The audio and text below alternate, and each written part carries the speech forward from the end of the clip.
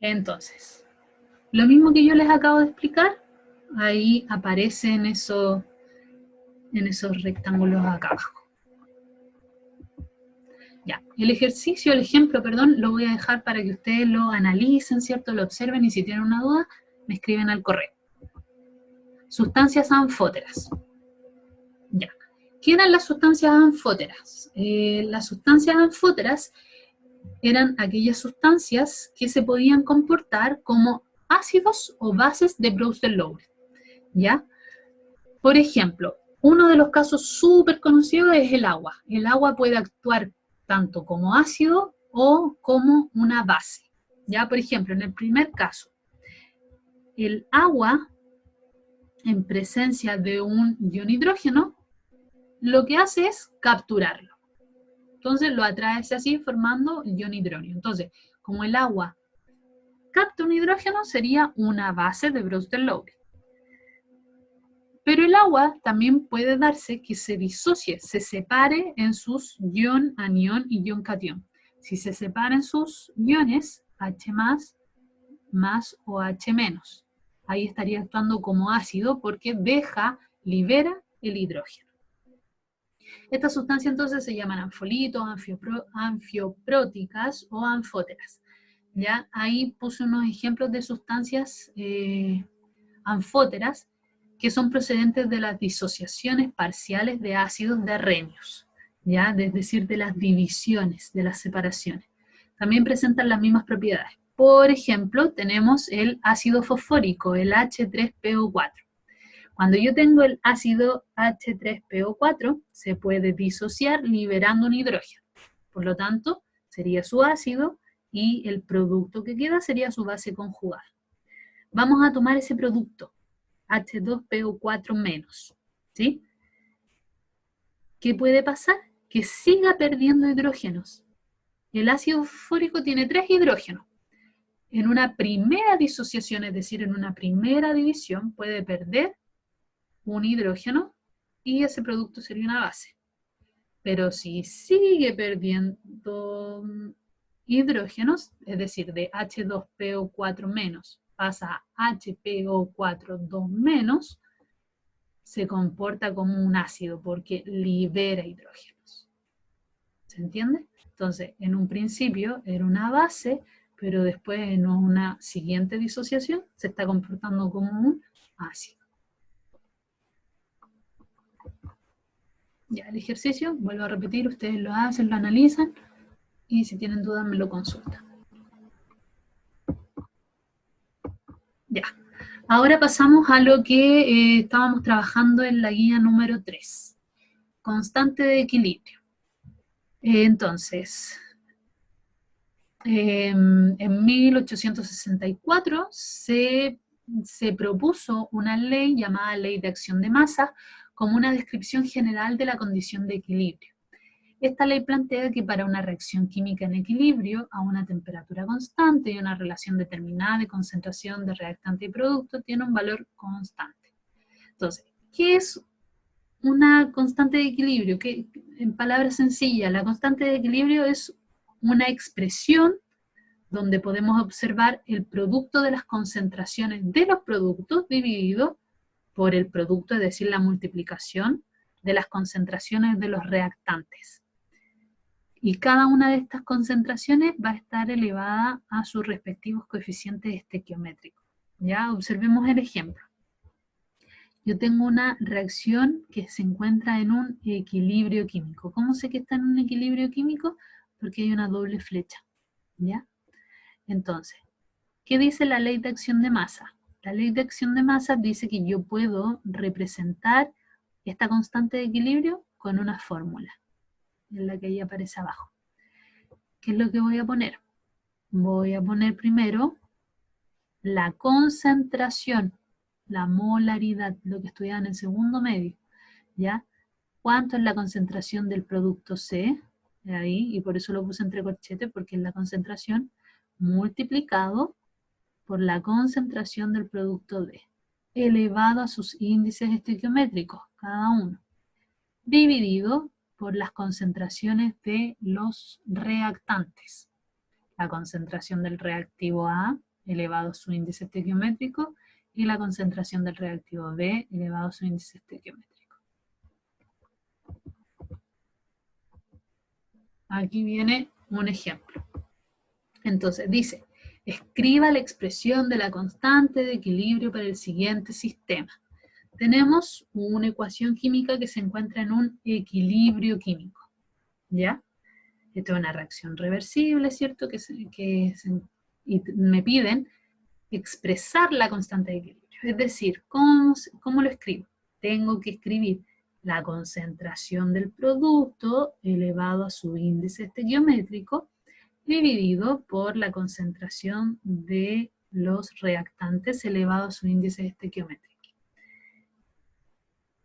Cabe señalar que en las constantes de equilibrio no se escriben las sustancias que se encuentran en estado sólido, ya esas no se expresan. Por lo tanto, acá sería la siguiente manera. Si ustedes se fijan ahí, todo lo que voy a decirles está explicado ahí en palabras. Entonces, el producto está en estado gaseoso, entonces puedo ponerlo en la constante de equilibrio. NH3, corchete. Yo no tengo el valor de la constante ahora. Esto se puede reemplazar por un número, por el valor de la concentración, pero no tengo el valor de la concentración, así que solamente lo dejo expresado. ¿Cuál es el producto? NH3. ¿Cuál es su índice estequiométrico? 2. Lo elevo entonces al cuadrado.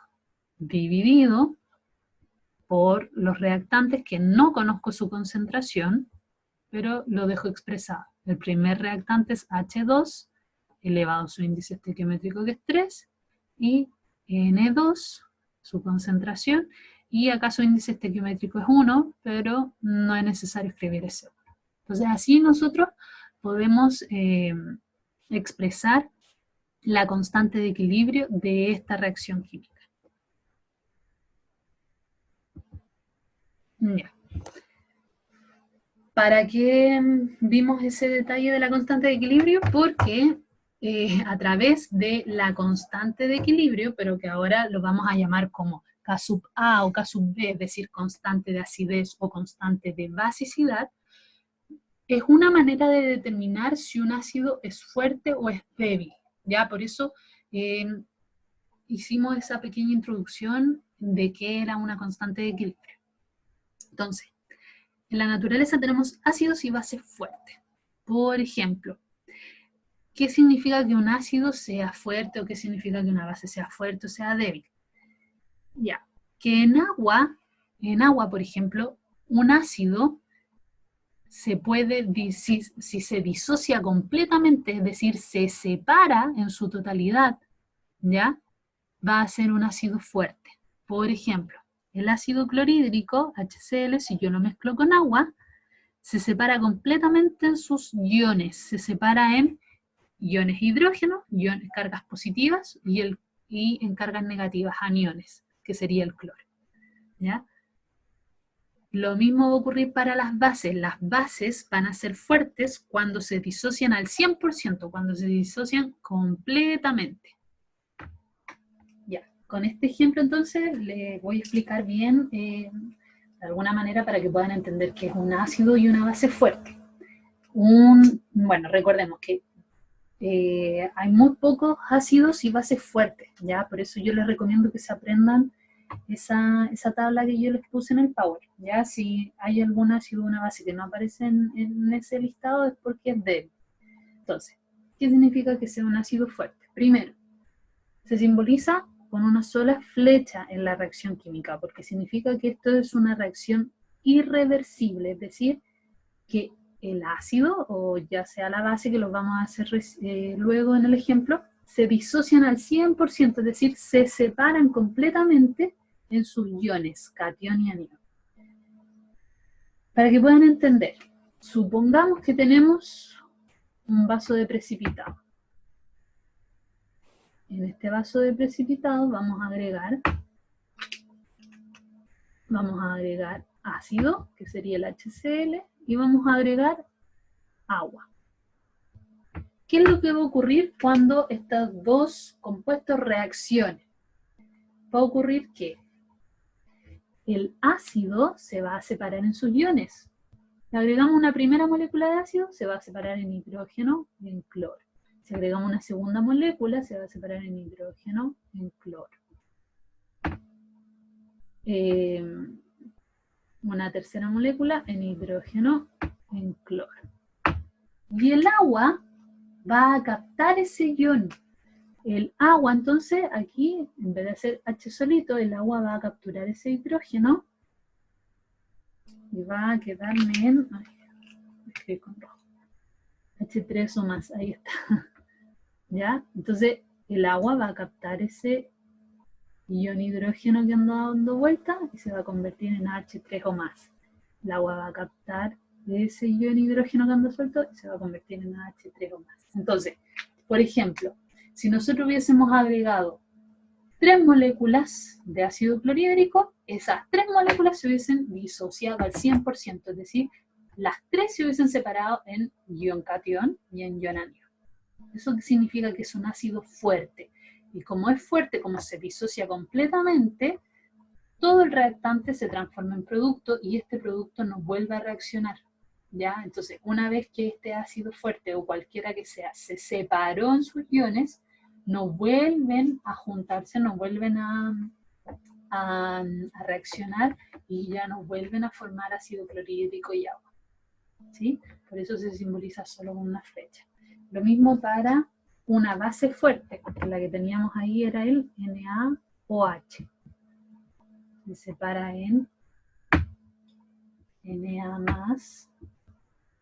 más aquí me faltó el agua. ¿Cierto? Entonces me va a quedar en OH menos y el agua. Entonces, ¿qué es lo que va a ocurrir acá? Lo mismo, si tuviésemos un vasito de precipitado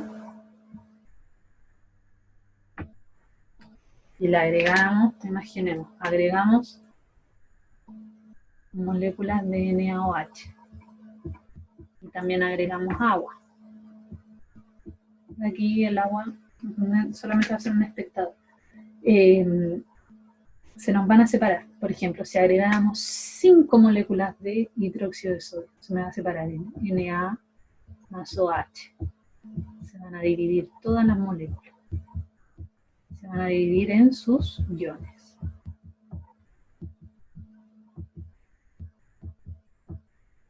Los 4. No alcanzo más. Entonces, si yo tuviese un total de 4 moléculas, las 4 moléculas se van a disociar completamente. Aquí el agua sería un ion espectador, no influye. Ya solamente se disocia el hidróxido de sodio en presencia de agua. Se divide completamente, todas las moléculas se separan en su ion catión, en su ion anión. Eso es una base fuerte. ¿Ya? Una base débil o un ácido débil no hace eso. Por ejemplo, de 3 moléculas se va a disociar una. ¿Sí?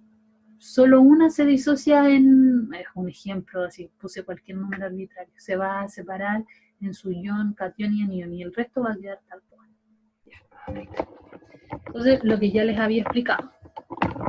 En estas reacciones, el equilibrio está completamente desplazado hacia la derecha, es decir, hacia los productos, porque la reacción en el sentido contrario no ocurre, es decir, esos iones, ya el producto que me quedó, el producto que me quedó, no se va a volver a juntar y formar ahora de nuevo el hidróxido de sodio, ya se disoció y ya no se vuelven a juntar más, ¿sí? No ocurre el proceso contrario, por eso van con una sola flecha. Es por ello que la reacción solo presenta una flecha unidireccional, indicando que la reacción no es reversible. Ya no se puede volver a obtener los reactantes